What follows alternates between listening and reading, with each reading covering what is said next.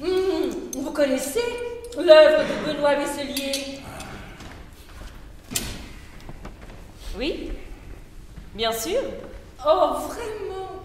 Alors ça, c'est épatant. Alors vous avez vu la série des portraits? J'étais son modèle, vous savez. Ça muse aussi, m'a dit Stella. Elle vous l'a dit? Oh, Stella, c'est gentil, ça. Oui, c'est vrai. Il m'a aussi appris le dessin. J'ai fait quelques jolies choses, mais Stella n'a jamais voulu les exposer. Dommage.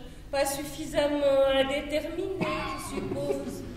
Mais combien de fois est-ce que je vais devoir t'expliquer que je privilégie les installations?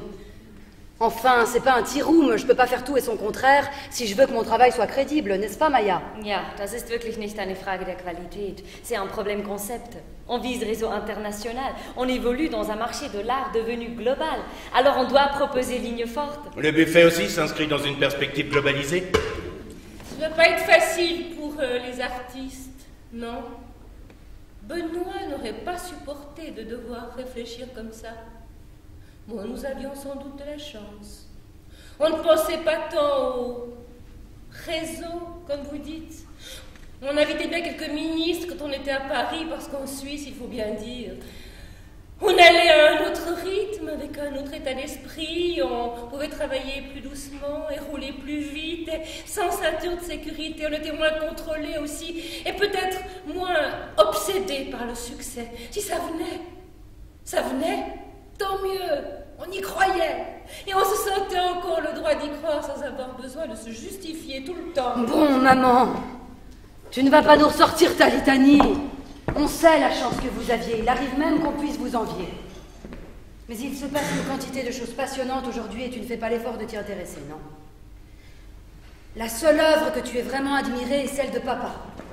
Et encore, ça ne t'a pas empêché de la disperser aux 4 vents.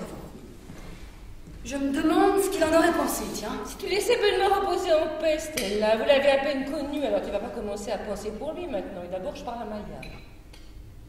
Comment vous dire, Maya? On valait la peine. Vous comprenez ça? On valait la peine.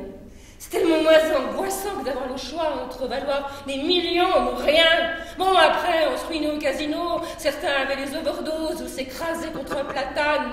Mais on était plus heureux, je crois.